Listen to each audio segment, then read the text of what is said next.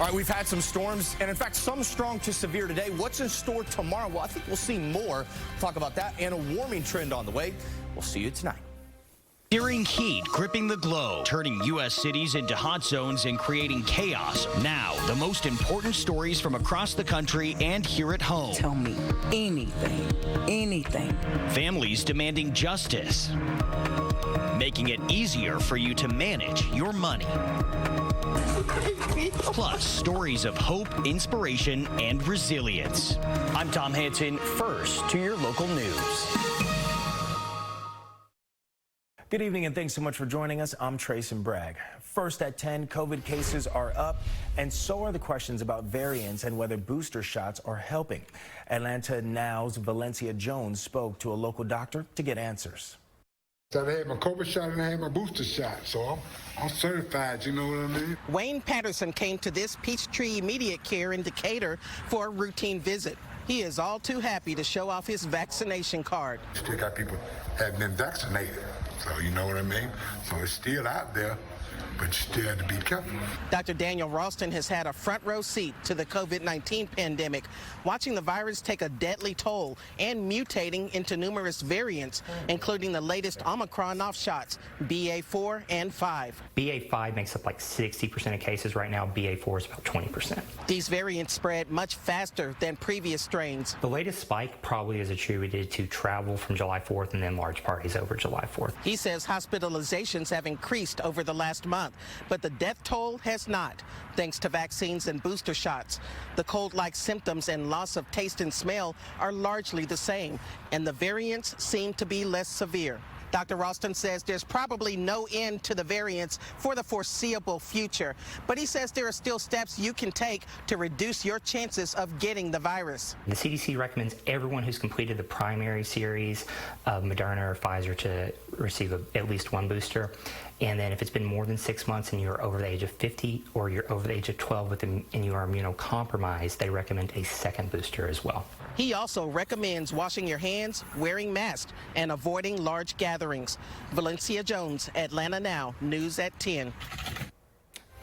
Thanks, Valencia. Monkeypox cases are also climbing across the state.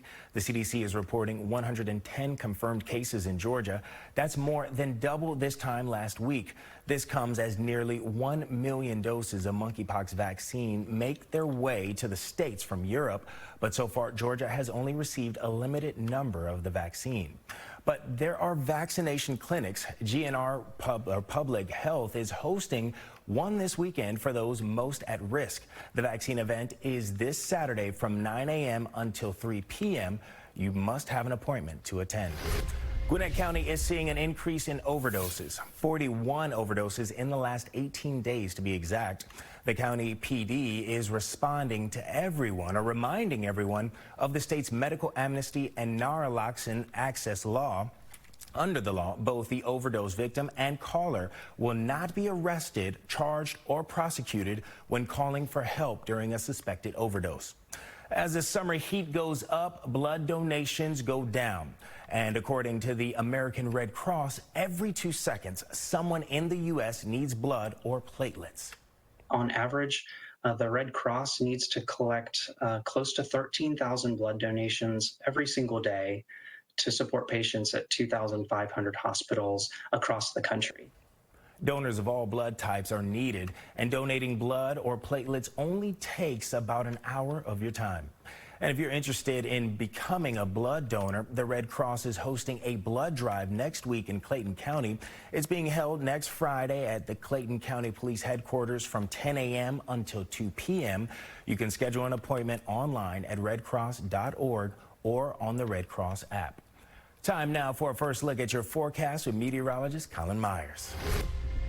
All right, good evening. We had a few strong storms move through. Some of them actually moved through really earlier in the afternoon. So what is the setup for tomorrow? I think we're looking okay. A few general thunderstorms, but watch as we head towards Wednesday afternoon and evening.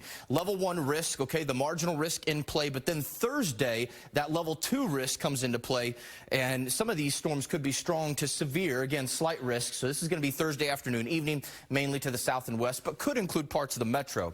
So scattered storms kind of swinging through, really moving out of the northwest, a weak impulse moving through, and this is what's causing these.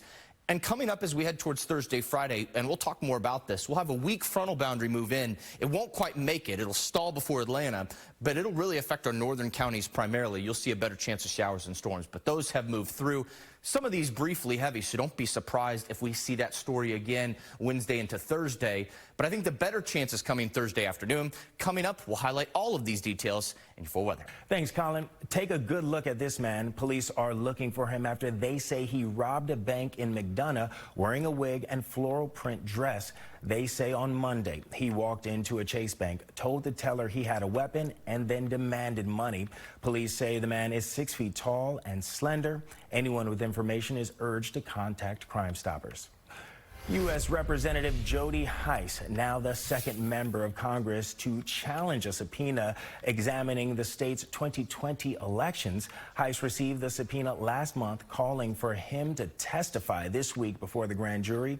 It's not clear exactly how Hice relates to the investigation or why the DA wants him to testify.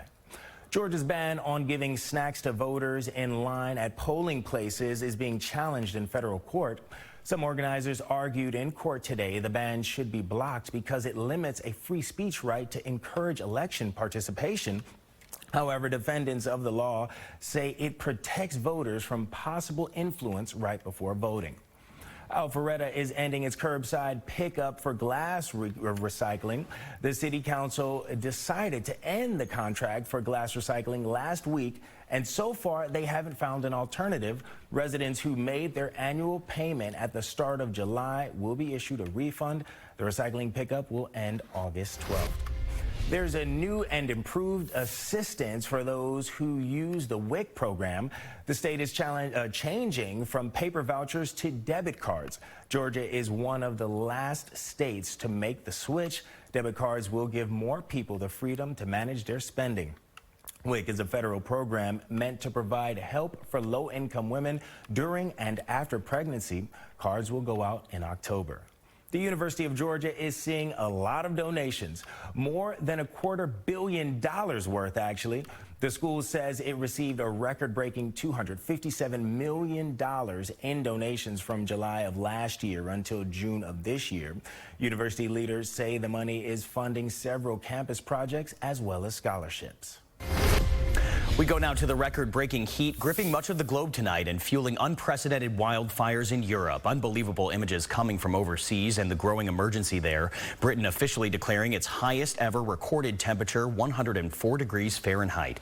In Spain, the terrifying video showing train passengers moving through walls of flames on both sides. And over to Greece now, just outside of Athens, firefighters battling thick clouds of smoke. At times, the smoke so heavy it blocked out the sun.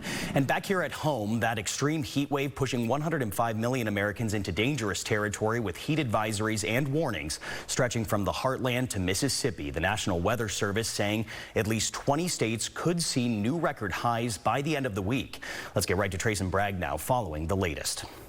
An intense heat-fueled wildfire burned a number of homes as temperatures reached 111 degrees west of Dallas on Monday, forcing mandatory evacuations near Possum Kingdom Lake. We have a pretty significant drought all across north and central Texas. This drought caused us to go into summer much earlier than we normally see. And it's not just Texas. Nearly 40 million people in parts of California, Arizona, and the Central Plains are facing dangerous temperatures that just won't quit. We're certainly seeing more extreme weather due to climate change. We're also seeing a repeat of patterns like La Nina. The National Weather Service says La Nina is like a vicious cycle, driving warmer and drier conditions north, which create a drought that in turn prompts more hot temperatures, getting the weather pattern stuck in a heat dome. Hopefully it cools off soon. I'm tired of it. I don't like when it's too hot like this. ERCOT, the operator of the Texas power grid, continues pleading with customers to reduce electricity, hoping to avoid rolling blackouts this month. Official numbers are still coming in, but demand for electricity over the last last 3 months is on track to set dozens of records. In fact, today marks the 24th day of the year that temperatures reached over 100 degrees at the Dallas-Fort Worth airport, and summer is far from over. And he is currently on a call. And roughly 27 miles away from the airport, paramedics in Fort Worth say they are currently treating more than double the number of patients suffering heat-related illnesses compared to last year. What happened to you? I got dizzy and fell down. Trason, Bragg, News Now. And more heat expected in the coming days. And that excessive heat, much of it linked to climate change, can quickly turn deadly. The National Weather Service urging people to stay hydrated and limit their time in the heat. And meteorologist Colin Myers is tracking the heat. He'll show us how long it lasts. To Washington now, the White House preparing a plan to combat climate change. President Biden saying he would take strong executive action, something that could happen as soon as tomorrow. A White House official says all options are on the table, including declaring a national emergency. This comes after Democratic Senator Joe Manchin undermined his party's efforts on sweeping climate action last week. Turning now to Uvalde and the continued fallout there. Emotions boiled over at last night's school board meeting, just days after that searing report on the botched police response at Robb Elementary School. You saw the videos. It's out there, and now we all know the truth.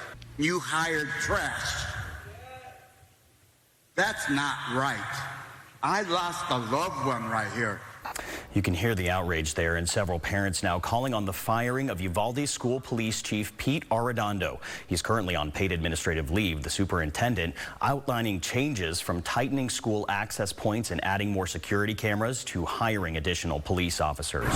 And now to the trial of former Trump advisor Steve Bannon. Prosecutors and defense attorneys made brief opening statements today. Both sides spent the first half of the day arguing whether letters sent between the committee investigating the January 6th assault on the U.S. Capitol are admissible, I should say, as evidence. Bannon is facing contempt of Congress charges because he refused to comply with a subpoena from the committee. All right, when we come back, families demanding answers for their loved ones lost, how they hope their stories could fix a broken system in our continued series, Crime Without Punishment.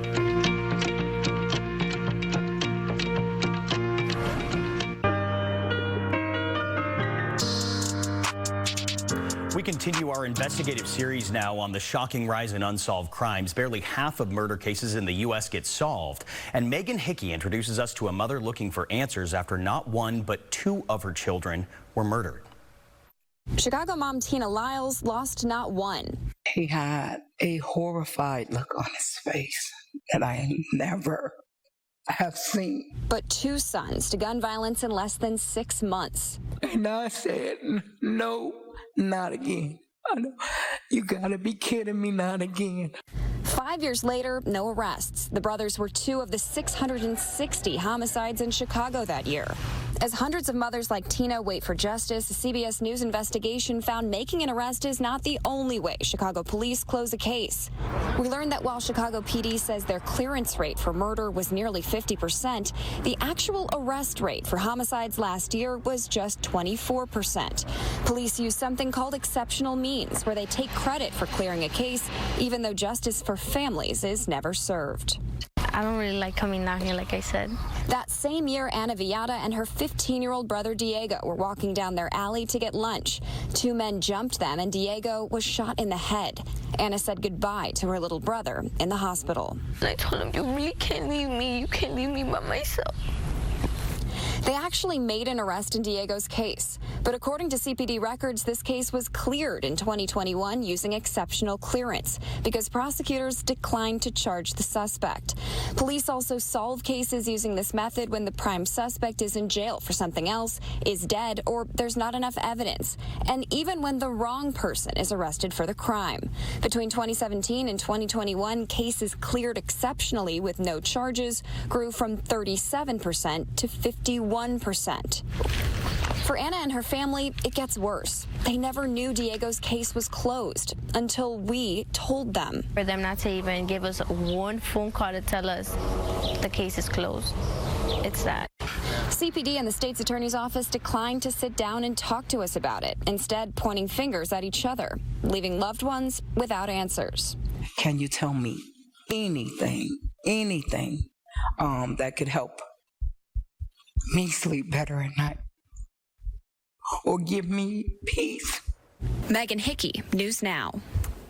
Absolutely heartbreaking, but such an important story. And tomorrow we continue our investigative series, Crime Without Punishment, to look at how clearance rates often are lower for minorities. All right, now to the White House and First Lady Jill Biden welcoming the First Lady of Ukraine, Olena Zelenska, will address members of Congress at the Capitol on Wednesday. She and First Lady Jill Biden talked about the mental health impacts of Russia's brutal invasion of Ukraine on women and children.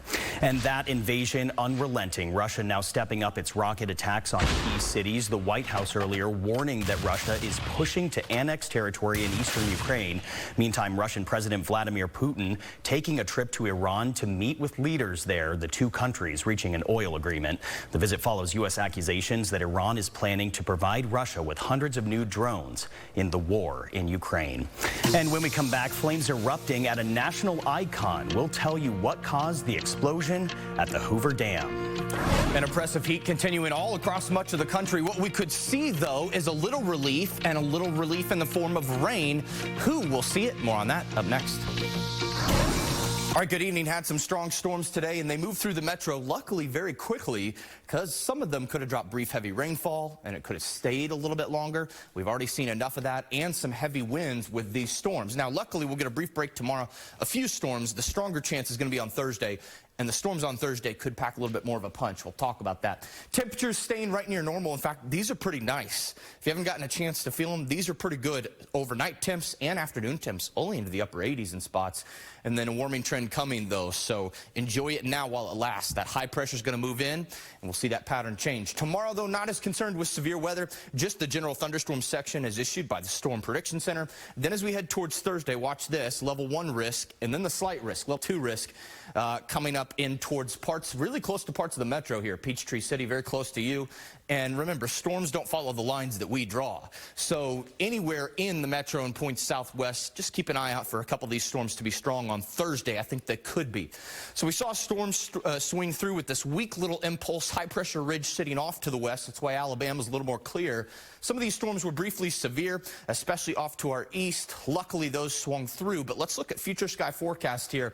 I think these models have a pretty good handle on things. Really hit and miss chances as we go through tomorrow night, maybe a rumble of thunder. Better bet, though, on Thursday. Some of these could be strong, and I'm a little bit more cautious about these because they're off on their own. So we got to watch these closely. With all the energy we'll have in place on Thursday, these being more discreet and isolated, they could tap into that. So a couple of those could be severe, damaging winds and maybe some hail with those. As soon as we go through late on Thursday, activity will diminish and we'll be done. But enjoy these temps right now. It's all going to change when high pressure moves in. Feels like temps actually staying pretty mild at night. We will take it. And then temps only up to 93 Saturday before we'll see a brief break. Chances of rain continue every day. Best bet is Thursday. Now to Nevada and that fire breaking out of the Hoover Dam today. Video showing the flames erupting from a transformer, the smoke billowing up into the sky. One person saying they heard an explosion shortly before those powerful flames. Crews rushing to the site on the national icon and putting out the fire. No injuries, fortunately, were reported. Back here at home now, and the dangerous heat wave sweeping throughout the parts of the country. The wildfire conditions also made worse because of the high temps. Meteorologist Colin Myers now tracking the timing of this heat wave for us. Hi, Colin. Hi, Tom. Yeah, the good news is a little relief on the way. The question is who's going to get it and how long is it going to last in terms of rain. In terms of cooler temps, well, if you're across the deep south, the central plains, or the southeast, just going to have to wait a little bit. Start with that fire. Some brief good news coming in from Yosemite. Take a look here. Now almost 60% contained, about 4,800 acres. It's the southern portion here, just going to be just to the north here of State Highway 49. So there it is. Good news also, little rain possible in the next couple of days. So good news from Yosemite. Take a look at your future feels like temps. So the heat really now sitting right over the southern plains. Feels like a little early in the year for this, right? Future heat indices 109 Dallas, Phoenix 108. 98 New Orleans, so it could feel very warm. This is tomorrow, and then through Thursday, just not letting up, unrelenting here. 109 in Phoenix, brief break in Dallas, perhaps 102, but that's still pretty hot if you ask me. 90 is what it'll feel like in New Orleans, and so the humidity just continuing. But what's causing this? So Upper level ridge right here, high pressure sitting over the south, but watch this low on water vapor. Notice how it sweeps in, and this is going to push over the north and east, but that high pressure is going to move back to the west a little bit, so a lot of spots could see just briefly cooler air, including North Texas, who needs it, parts of the south and east, and I think some thunderstorms out of this too. Let's go forward and watch projections here on Future Sky Forecast high res. Some of these thunderstorms could be quite strong too. North Texas, who needs it in terms of drought conditions. All of the southeast, strong thunderstorms even possible through Thursday. Atlanta, back towards Birmingham, back towards Jackson. So good rainfall, and that should bring temps down a little bit. And boy, do we need it in terms of rain too, Tom, because the drought has been oppressive. Yeah, well, Colin, we know you'll be staying on top of all of it. Colin, thank you. And when we come back, the real-life Lassie, why this black border collie is being hailed as a hero. Former Trump advisor Steve Bannon defiant in the face of charges. You feeling good today? I'm feeling great. A Sesame Street slight, the controversy involving two little girls. A sinkhole swallowing a car whole. And hope finding its way home.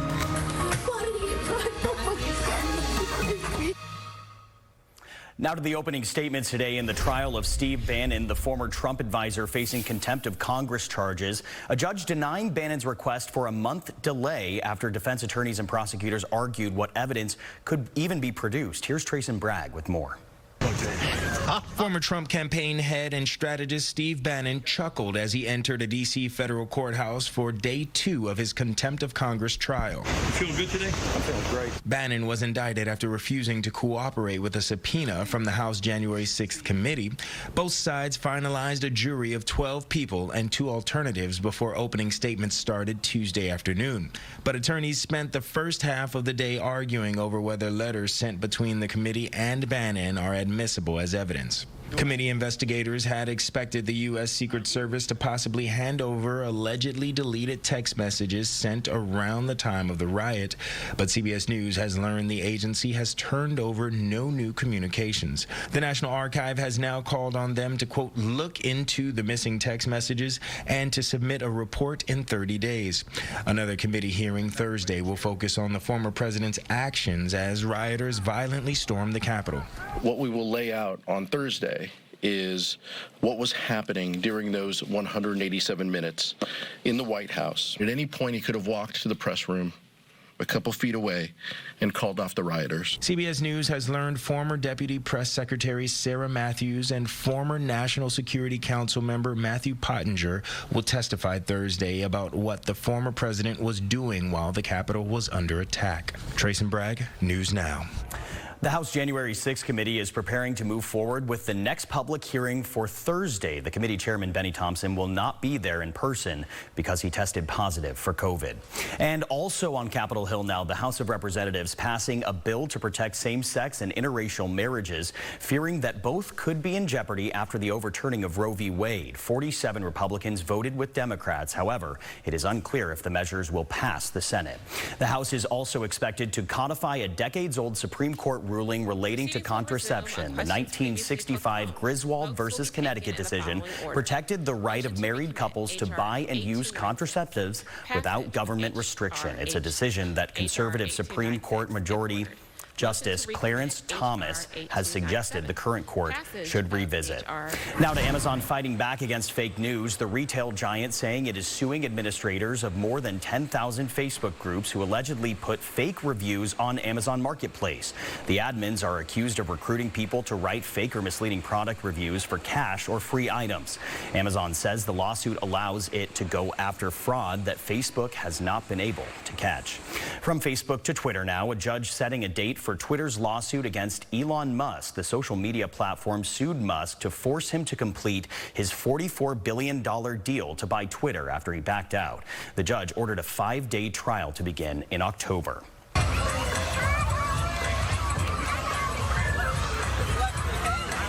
And moving on now to the outrage over the Sesame Street amusement park video. You can see one of the characters there giving out high fives as she approaches two little girls. The little girls reaching out to her when the character shakes their head and hand no, then walks away. The video was shared by the girl's mother on Instagram. She captioned it "disgusting" and says she will never step foot in the park again. The mother also said the incident was not a misunderstanding, but an intentional act of racism. The park released 2 apology statements over the encounter, saying, quote, "It's not okay and we are taking action to do better," including holding an inclusivity and equity training for employees. Those are some of the top stories from around the country tonight. Now some of the moments that matter most in your community and your neighborhood. Good evening and thanks again for joining us tonight. I'm Trason Bragg. Right now at 10:30, COVID cases are up. So are the questions about variants and whether booster shots are helping. Atlanta Now's Valencia Jones reports. I had my COVID shot and I had my booster shot, so I'm certified, you know what I mean? Wayne Patterson came to this Peachtree Immediate Care in Decatur for a routine visit. He is all too happy to show off his vaccination card. Still got people haven't been vaccinated, so you know what I mean? So it's still out there, but you still have to be careful. Dr. Daniel Ralston has had a front row seat to the COVID-19 pandemic, watching the virus take a deadly toll and mutating into numerous variants, including the latest Omicron offshots, BA4 and 5. BA5 makes up like 60% of cases right now. BA4 is about 20%. These variants spread much faster than previous strains. The latest spike probably is attributed to travel from July 4th and then large parties over July 4th. He says hospitalizations have increased over the last month, but the death toll has not, thanks to vaccines and booster shots. The cold-like symptoms and loss of taste and smell are largely the same, and the variants seem to be less severe. Dr. Ralston says there's probably no end to the variants for the foreseeable future, but he says there are still steps you can take to reduce your chances of getting the virus. The CDC recommends everyone who's completed the primary series of Moderna or Pfizer to receive at least 1 booster. And then if it's been more than 6 months and you're over the age of 50 or you're over the age of 12 and you are immunocompromised, they recommend a 2nd booster as well. He also recommends washing your hands, wearing masks, and avoiding large gatherings. Valencia Jones, Atlanta Now, News at 10. Thanks, Valencia. Monkeypox cases also climbing in Georgia. The CDC now reporting 110 confirmed cases statewide. That's more than double this time last week. This comes as nearly 1 million doses of monkeypox vaccine make its way to the U.S. from Europe. However, Georgia only has a limited number of vaccines for those most at risk. Time now for a look at your forecast with meteorologist Colin Myers. All right, good evening. Busy day. Some strong storms with some heavy wind gusts move through early afternoon. The good news is it kind of sets the environment, so we won't likely see that through the evening, overnight tonight, whereas we could have had that not happen. Now, tomorrow, some general thunderstorms and then stronger storms possible on Thursday. We'll talk about all that. Temperatures kind of near normal, but we'll see a warming trend up ahead. So Wednesday, general thunderstorms not as much of a severe risk as we head towards Thursday. The Storm Prediction Center highlighting especially southwestern parts of the state, but up close to the metro, some storms could have a little more energy and tap into that. Some of those could be strong to severe. We saw these storms swing through today. Luckily, they moved very quickly, so good news there. Some were briefly severe, but not for long. Let's look at future sky forecast and high resolution for your Wednesday. Again, I don't think widespread activity is going to really get going until Thursday afternoon. Some of these, though, because these cells are more discrete, right, because they're on their own, they can feast on more of that energy, what we call CAPE. Instability, what's in the atmosphere. So I think we'll see a little bit more of these be strong on Thursday afternoon, evening. So that's something to watch very closely for Thursday afternoon, evening. Brief break tomorrow. Otherwise, temperatures not all that bad. Future feels like temps 70s to 80s by the afternoon, so getting a little break here, but get ready. Only warming up as high pressure will start to slide to the east. There's your jet stream. As long as that stays north, warm air fills in underneath. That's why we're going to be hot as we go forward. All right, temperatures 91 up to 93 by Saturday. Good chances of rain each day. Time for Atlanta Now Sports. Good evening, I'm Randy Waters here in downtown Atlanta. It was day 2 of the 4-day SEC football media days today. Among others, we'll hear from a former Dutchtown High School player who was last season's National Defensive Player of the Year at Alabama, a Woodward Academy grad and Vanderbilt quarterback who is dressed for success, and Nick Saban, who says summer days were not all about prepping for the season. I've been cleaning house, on vacation.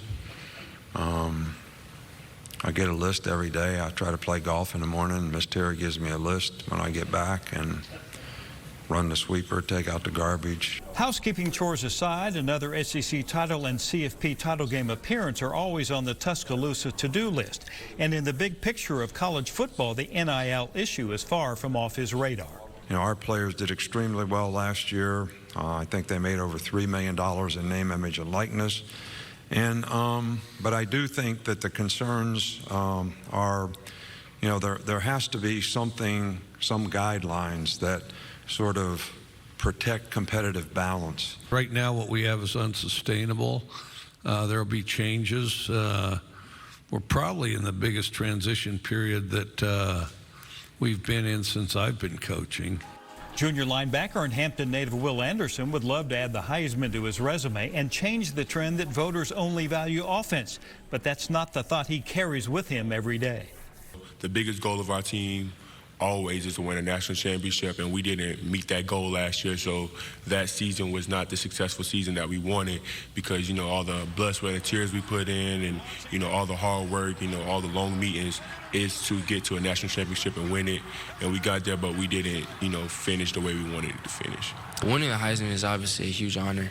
It means a lot, but also I understand that doesn't entitle me to anything. Really, it's an award that celebrates one season that I had in the past, which is, again, an honor, but it doesn't mean anything towards me moving forward. It doesn't have any, it doesn't entitle me to anything. Fayetteville's Mike Wright wanted to look his best today, but the Vandy quarterback has no NIL deal, just a gift for seizing the moment. All right, I'm a big fashion guy, so I'm wearing Miguel Wilson today, all right? #1 suit maker in the world, in the planet, all right? So if you need a custom suit, go to him, and I'm big on fashion. So the Vanderbilt's coming out, so everybody get your feet in the ground. All right, so look, we got a Hercules beetle right here, okay? A Hercules beetle, interesting fact, can carry 800 times its weight, all right? Hercules beetle. And so right now I'm here representing 110 guys on my team, representing, my entire institution, organization back home. So today I got to be a Hercules beetle. So quite a variety of topics and personalities here on day 2 of this preseason football feast, the main menu coming up in the fall. Georgia coach Kirby Smart and players among those on the menu here tomorrow in downtown Atlanta. That's all for sports. I'm Randy Waters. Just an incredible video there. Neighbors describing this as a scene out of a movie. The owner of the van said he was standing right next to his van, and seconds later, it collapses into that sinkhole. Thankfully, he and no one else was hurt. Crews are now placing steel construction plates over the sinkhole. The Department of Environmental Protection are still investigating how this happened. Now to a hazy highway accident. Dense fog causing a series of crashes on a Missouri highway. Check this out. The fog so thick, drivers couldn't see in front of them. Highway police say a semi rear-ended another commercial truck. This caused 2 more cars to be rear-ended, and thankfully no one was hurt.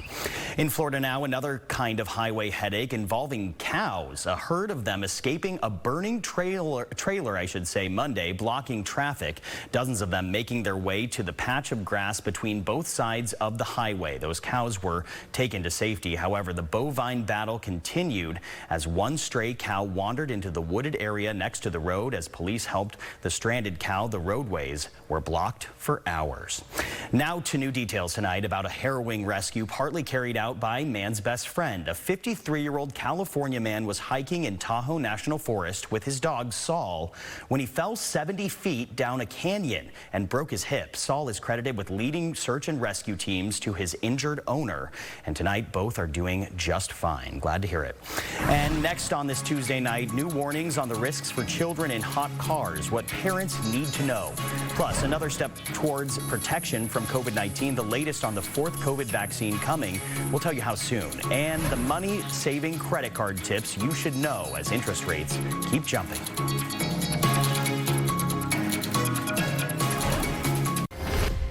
As temperatures continue to heat up this summer, physicians want to warn parents about the dangers of leaving their child in a hot car. It may sound like common sense, but every year multiple deaths are reported, and there have been 10 deaths in the U.S. so far. And it's not just outside temperatures that are the concern. Even on a 70-degree day, the inside of a car can reach more than 115 degrees. To help prevent such a tragic accident, it's recommended to leave something in the back seat. That way you will be more inclined to not forget when you need something immediately after leaving your car. And more importantly, as a bystander, if you see something, do not hesitate to be polite, to be, none of my business. This is, you can save a life. So call the police, call whoever you need to, get these kids out as soon as you can, and then take them to the appropriate medical facility if exhaustion or fatigue has set in. Parents are also advised to lock up their cars once they park. Children have died after climbing inside while playing and accidentally getting trapped. The heat may be zapping your energy throughout the day. A doctor offered us this comparison on why that might be the case. Think of it like a car. If your radiator is low on water, your engine's going to overheat in your car and the car's going to break down. The same with your body. You don't drink enough water and your organs are going to break down. Your heart, liver, kidney, your brain could even break down without adequate water to help cool the body. The doctor also says if you do have to go outside, to drink water to keep your body hydrated. And if you live with anxiety and depression, there's an over-the-counter supplement researchers think could help. British scientists studied young adults who took the B6 vitamin every day for a month.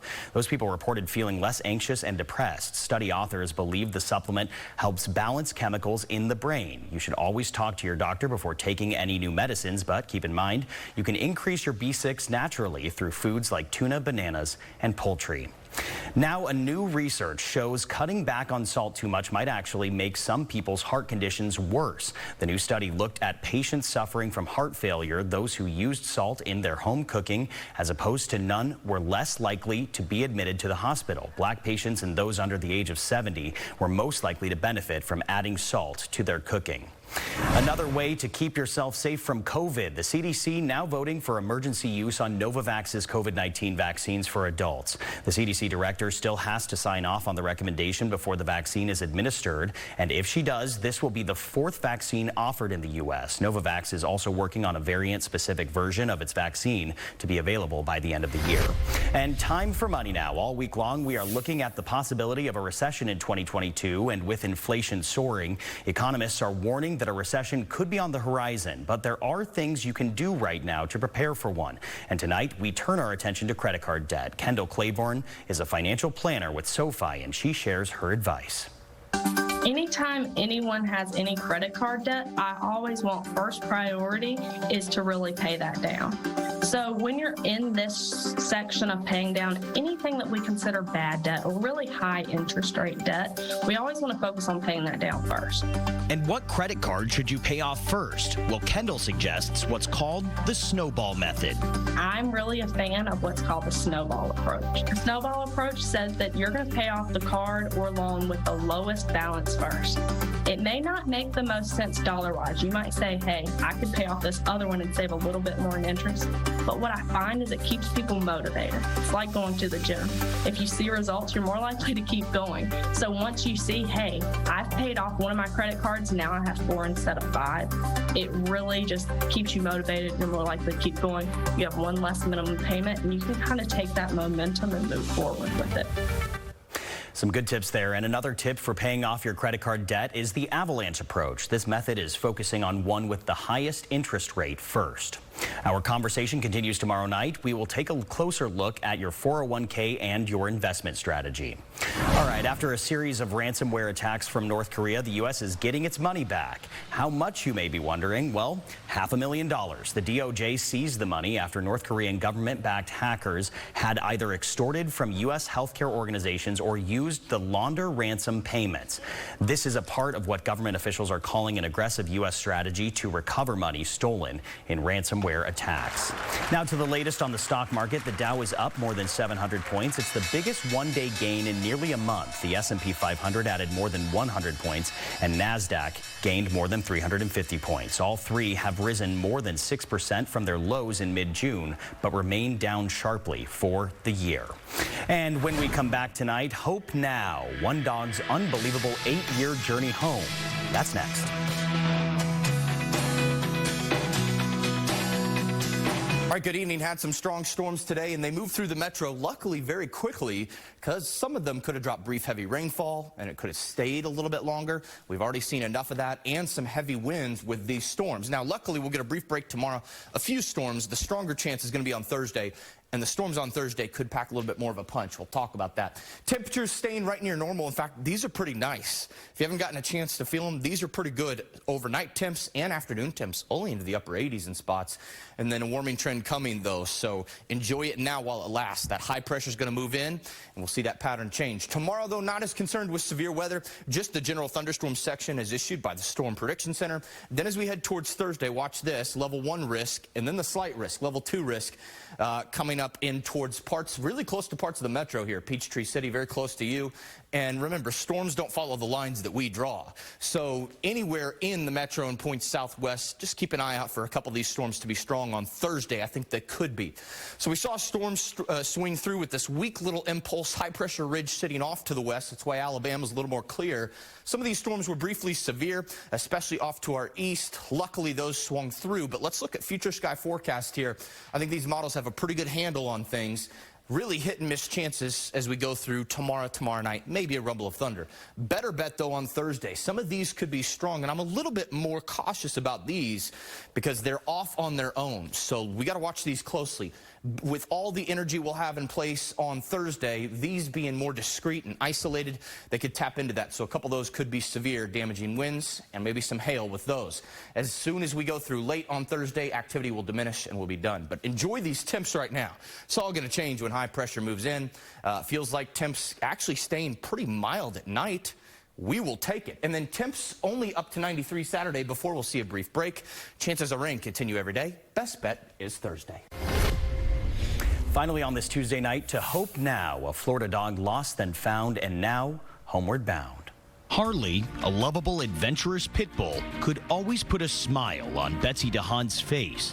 But in 2014, the devastating news, he ran away. We searched and cruised and looked and put up posters and sent out the wanted missing pet. She never stopped searching, but the case went cold until this month, when Betsy got a tip from a stranger claiming Harley was alive. We got the text on Saturday. And I'm like, is this a scam? Because we were talking about him that morning. You know, what an amazing dog. And where could Harley be? Is he still out there? That kind stranger was Angie Bragg, who found Harley wandering the streets, frail and exhausted. The dog was so sweet, super well behaved, really skinny. He had some really overgrown nails. She checked his microchip, leading her to Betsy, and leading Betsy to drive 1,100 miles from Missouri to Florida. Oh, I just cannot wait to get my hands on him. Try to make up for everything he's gone through to get back to us. For the very moment she thought may never come. And 8 years later, a very happy Harley, ready to go home. I know, we're going to go home. Absolutely incredible. And for several weeks, Harley was too weak to travel, but we are happy to report he will...